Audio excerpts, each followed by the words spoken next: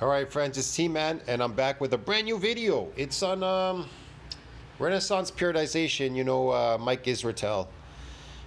Failure training overrated. Yes, the lifting gym steroid. I don't know what to call this guy. The recruiting lifting gym slave, steroid slave, whatever, fitness slave. Man, he's all of them. I'm gonna do a reaction video today to the lifting slaves videos here, the steroid slaves videos, or this video. So Mike Isreatel says why you actually aren't training to failure, and you shouldn't. Well, you shouldn't train to failure. I agree.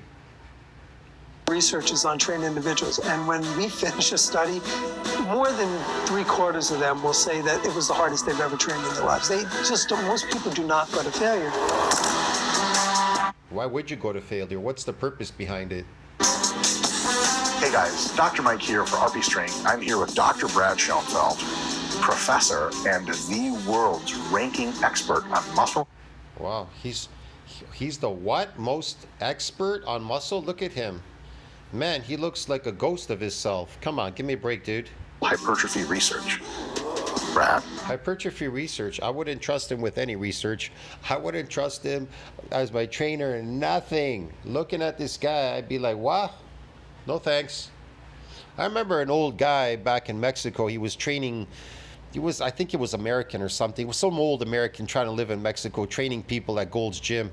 And I saw him training these people. I looked at him, I said, man, you never train me, bro. He was like some skeleton walking around. He was like training people. Give me a break, man. I laughed at him.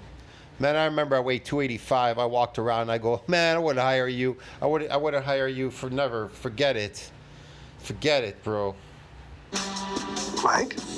Wow. I'd never hire this guy. Just looking at him turns me off. And as far as Mike Isreatel, I would never get him to hire me either. He's on steroids. His muscles are fake. It's kind of obvious. Sounds like the dialogue in John Wick, where they just look at each other and like, John. Oh, yeah. Relative effort is a term that I love and a term that I learned from you. And it's an excellent term, but people don't know it. What is relative effort? Yeah, so in simple terms, it's the force exerted during a given exercise relative to the total force-producing capacity of the muscle. So how much force can a muscle produce versus how much effort actually was expended. There are a couple of proxies for it. RPE, we won't get into, it's an okay proxy. Really adopted from strength sports, but itself adopted from endurance testing. RIR, reps in reserve. What is it, and do you consider it a decent functional proxy for relative effort?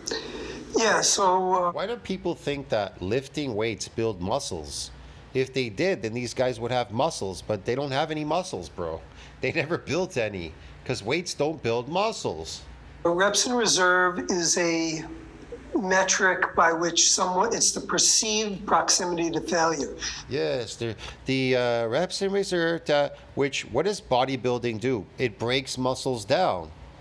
Everything that you're doing on your job or any labor job breaks your body down. It's breaking it down. What builds bodies? What builds bodies, dude? You think weights build bodies? They don't build bodies. That's just dumb. Why do you think the people use weights to lose weight? They try to lose fat by lifting weights. They go into the gym and they lift weights. That breaks your body down. It's kind of obvious. It's the opposite. It's breaking your body down. People go to the gym, they do cardio, they do lifting weights to do what? They go, I want to lose weight. Yeah, because it breaks your body down. So it's the opposite of everything you're doing in the gym. If you're lifting weights, you're not building muscles in gyms. You're breaking down muscles. You're losing fat in gyms. You're losing fat. You're burning fat as an energy source, glycogen and fat, triglyceride. You're losing proteins. You're shrinking your muscles going to the gym. Every time you lift, you shrink your muscles. That's what happens. You shrink them. So an RIR of 0 would mean that you feel you cannot get another repetition at the given load. An RIR of 1 would mean that you think you could have gotten 1 more, but not 2 more reps, etc. And Well, what's the purpose behind that? What is the purpose behind that? I do think it is a good proxy because it really exemplifies the definition that you are, if an RIR of 0 is max effort, the maximal force producing capacity of the muscle, Yeah, what about the maximum force capacity that it can produce? You got to understand there is some hypoxia, there's some hypoxic damage going on there. I don't know, whatever, oxidative damage. And these androgen receptors, which are known for force production, they get damaged in the process. They can get damaged. That's why people say I need to recover now. They say it's their CNS. They can't pull any more weight because of their CNS. It's not really the CNS. You've caused some damage to the myocytic androgen receptor. That's where the hormones bind. They bind to it and they're destroyed. But in muscle damage, in people that are untrained, unfamiliar, and unaccustomed exercise is known to cause widespread muscle damage. Well, muscle damage is totally different. There's going to be reduced force capacities and everything because you've got damage to nerves now. You understand? You actually got micro injuries, bro. Get it? To muscle fibers. But people that are adapted in the gym, lifting for adaptations in force production, they don't get any of that. But like I said, it ain't the CNS, it's the androgen receptor. But they're not getting damaged. They're not getting any damage. People that are trained going to the gym, come on, dude. Sub-max RIR would be some relative effort to achieve that goal. I typically like to lie to people, and anything, even if I fail and the bar crashes on me visibly in public, I like to tell people after I get up and dust myself off that I had 2 more. Do you support that sort of? I do not. Oh. I never lie on my RIRs. Excellent. Very well. Just me.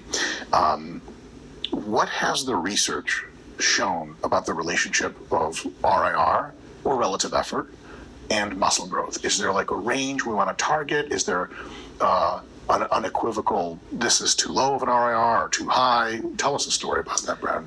Yeah, so full disclosure, I come from my beginnings were as a true bro, where I was the go all out or go home. Same. So I would do every set to failure, many sets with forced repetitions or drop sets. So it was all about going beyond, quote unquote, beyond failure. And you know what? It shows. That's why he has no muscle and he's small. Because he did drop sets, he went beyond failure and everything to destroy his muscles. This is absolutely, I don't even want to know if I could use these words because there's no freedom on YouTube. The R word, the dumb word, I don't know what to call him, but the retard word, whatever. I don't know, whatever, man. This is whatever. This is bunk, dude. And somewhat to my surprise, the His surprise was he lost all his muscle because it doesn't build muscles. He kept destroying them. literature does not show that. And I've really done I don't want to say a 180, but certainly A a 90. 90. Yeah, so I didn't go there to open a window for protein synthesis, so I should go and eat tons and tons of protein and build real muscle. No, I went to drop sets, I went to failure, this, that, whatever, so that I could destroy my body and be small, weak, and old and accelerate aging. Wow, this is incredible, man. Over time in terms of my view on this. And that we carried out a meta-analysis on this topic, and there's been a couple others now that do not. The only thing he's got going for him is the carbohydrates. He's probably got some carbohydrate sarcoplasmic glycogen loaded in his limbs and everything here, just so he could look at least semi-decent. And that's about it. Without that, he'd be completely a skeleton. I'm going to see you in the next one. I don't know what else to say in this video. Do not listen to these people. Do not go to failure, whatever they're talking about. It's ridiculous. You're going to destroy yourself, man. I'll just scroll through this a bit, see what else is going on here. Not show failure, going to all-out failure is necessary for maximizing growth. What? All-out failure is necessary to maximize growth? Guys, what is maximize growth? What is maximize? What grows muscles? Protein synthesis needs to exceed that breakdown. You already know that. It's in science, NCBI. Okay? What maintains it? Net zero protein. Boom. So none of this, weightlifting doesn't maintain muscle. It doesn't do anything. Now, if you want to maintain those fake force capacities that you got, the adaptations in force capacity, not muscle growth, then okay, keep going to the gym forever, keep lifting. Now, if you want to maintain mass on the myofibrillar, well, you need to eat protein to maintain that mass. And that will maintain that strength that you got from that mass. So none of this applies. It's not applicable. It's baloney, bro. And the general consensus is somewhere around a 2. Again, we don't have, trying to quantify an exact RAR gets very difficult. But recently, a colleague of mine, Martin Refalo from Australia, A great researcher. great researcher, Right. and did a really terrific study on this. It was trained subjects. It was a unilateral design, so he was able to control the lifestyle factors, et cetera. And Trained subjects that eat a lot of carbohydrates, less protein, is always attributed to sarcoplasmic hypertrophy, artificial muscle growth. Okay. he showed that for legs, for lower body quad growth, no difference between a 0 RIR versus a 2 RIR. Look, man, if you're an experienced lifter, you already know all these things. And if you don't know them, I suggest you go out and get some experience. I'm an experienced lifter, okay? I got a lot of experience when it comes to bodybuilding and lifting. And I already know what to look for. These people, it's kind of ridiculous. On the face of it, I already proved it. I destroyed these people already. Scoop for you, I'm collaborating on a study with a group out of Jyväskylä, University of Jyväskylä in Finland. Okay. Shout out to Juha Homi. I would never trust this guy, this Schofield or whatever, Schofield or whatever his name is, Schofield, doctor, fake doctor, I don't know.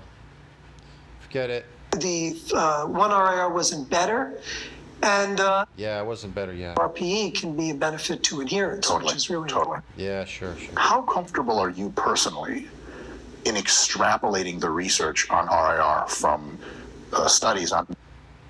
I tend to agree with that, but what do you think? Are you okay just looking at the studies and going right to the real world? By the way, another limitation with the literature is that they've looked at multiple sets. Him and the literature, this is all garbage. Look, man, I gotta go. I already proved my point. I'll see you in the next one. Tell us to think about that. Like, subscribe, support the channel. I'll see you in the next one. More baloney by Renaissance Periodization.